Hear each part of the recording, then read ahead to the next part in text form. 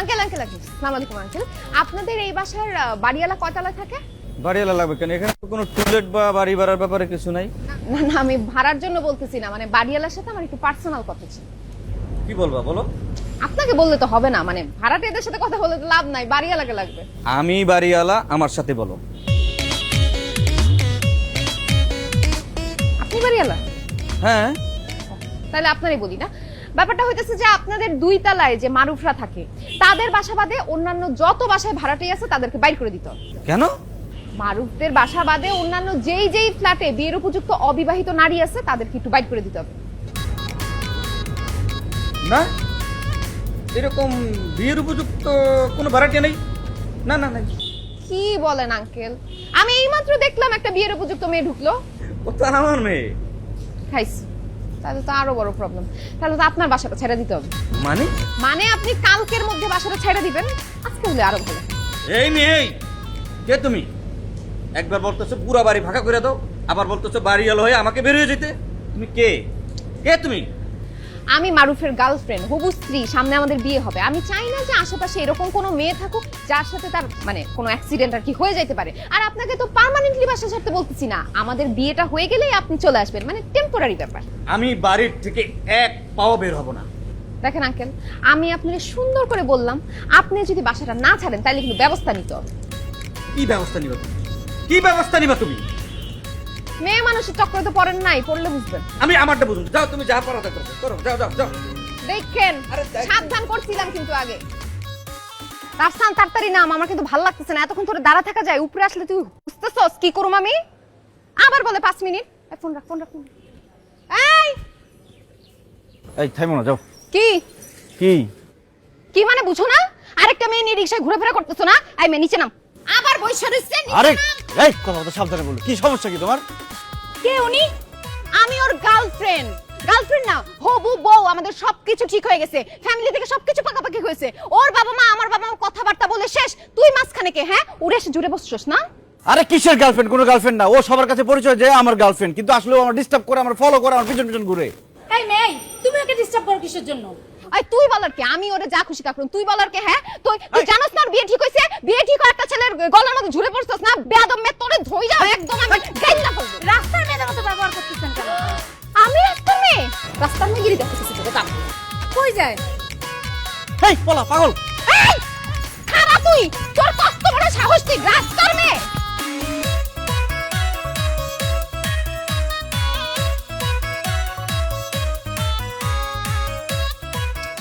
এই না সব শোনো শোনো শোনো। আমি কিন্তু ভাড়া দিয়ে দিছি ভাই। আরে ভাড়াটার সাথে কি বাড়িওয়ালার ভাড়া ছাড়া অন্য কোনো কথা হইতে পারে না? না না, অবশ্যই থাকতে পারে, কিন্তু গত 1.5 বছর তো ভাড়া ছাড়া অন্য কোনো বিষয়ে আপনি কথাই বলেন। গত 1.5 বছর তো দরকার হয় না, আজকে দরকার হয়েছে, এই জন্য আজকেই বলতেছি আপনাকে। ও আচ্ছা আচ্ছা আচ্ছা, কি দরকার বলেন? 1 তারিখে বাসাটা ছেড়ে চলে যাবেন। এটা একটা কথা হইলো? কোনো কথা নাই, বার্তা নাই, আপনি মাসের মাঝখানে আমার একটা কথা বলে দিতেছেন যে 1 তারিখে বাসা ছেড়ে দিতে হবে। আরে ভাই, বাসা ছাড়ার তো কিছু নিয়ম আছে, আপনার সাথে আমার এগ্রিমেন্ট আছে। আপনি সেই এগ্রিমেন্ট অনুযায়ী 3 মাস আগে আমার নোটিশ দিবেন, উপযুক্ত কারণ দেখা, না তো আমি বাসা ছাড়বো কেন? যুক্ত কারণ শুনতে চান? আপনার ছেলে মারুফ তার গার্লফ্রেন্ড এসে বলে আমাকে বাড়ি ছেড়ে চলে যেতে। কি? আমার বাড়ি, আমাকে বলে বাড়ি ছেড়ে চলে যেতে। আমি বুঝলাম না, ওই মেয়ে আপনার এই কথা বলবে কেন? আপনার ছেলে বিয়ার উপযুক্ত, আমার মেয়ে বিয়ার উপযুক্ত। এখন ওই মেয়ের সন্দেহ হইলো আপনার ছেলে আর আমার মেয়ের সাথে যে কোনো মুহূর্তে একটা অঘটন ঘটে যেতে পারে। এই সন্দেহের কারণে আমাকে বলতেছে আমার মেয়ে নিয়ে আমার বাড়ি থেকে বের হয়ে চলে যেতে হবে। আবার তাদের বিয়ে হওয়ার পর আমাকে নাকি বাড়িতে ঢুকতে হবে। বুঝতে পারছি, ঘটনা তাহলে এখানে প্রেস খাইছে। তো আমি ব্যাপারটা দেখতেছি। না না না ভাই, যা দেখার আমি দেখতেছি। আপনি বাড়িটা ছেড়ে চলে যান। ঠিক আছে, আমি বাসা ছেড়ে দিব। ছেড়ে দিচ্ছেন এটা বলে যান। আরে বাবা, আচ্ছা ঠিক আছে, বাসা ছেড়ে দিছি।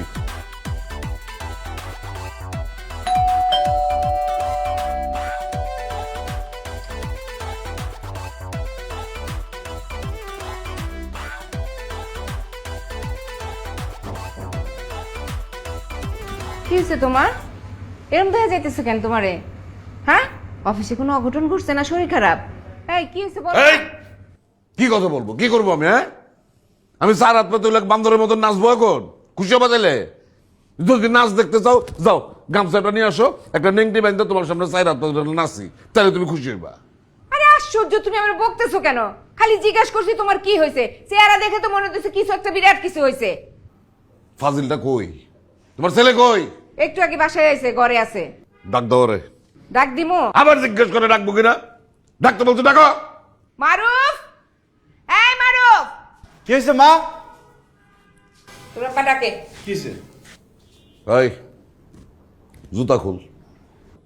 আরে জুতাই তো খুলতেছিলাম, মা ডাকলো ওই জন্য জুতা পরে আবার আসলাম। এই তোর জুতা খুলতে বলছে, তুই জুতা খুল। কি সমস্যা, কি কি হয়েছে? না নিজের জুতা দিয়া বহু পিটায় দেখছি, কোনো কাজ হয় নাই তো আজকে আমি তাই তোর জুতা দিয়া তোরে পিটাবো, দেখি তাতে যদি কোনো কাজ হয়। ফাজিল পোলা গুনানকার। বুঝলাম না, আমি আবার কি করলাম যে আমার জুতা দিয়ে পেটাই ধুইব? এমন করে কইতেছে আমি কি করতে পারছি, আমি কিচ্ছু জানে না সে। ভাই তোর আমি বলছি না, ওই মাইয়াটা আমার চোখের সামনে যেন কোনোদিন না আসে। ওই লম্বু মাইয়াটা করছে কি জানো, আজকে আমার অফিসে গেছে, অফিসে গিয়া সে আমার ক্যারেক্টারের পরীক্ষা নিছে। হ্যাঁ, সে আমার ক্যারেক্টারের পরীক্ষা নিছে কেন জানো?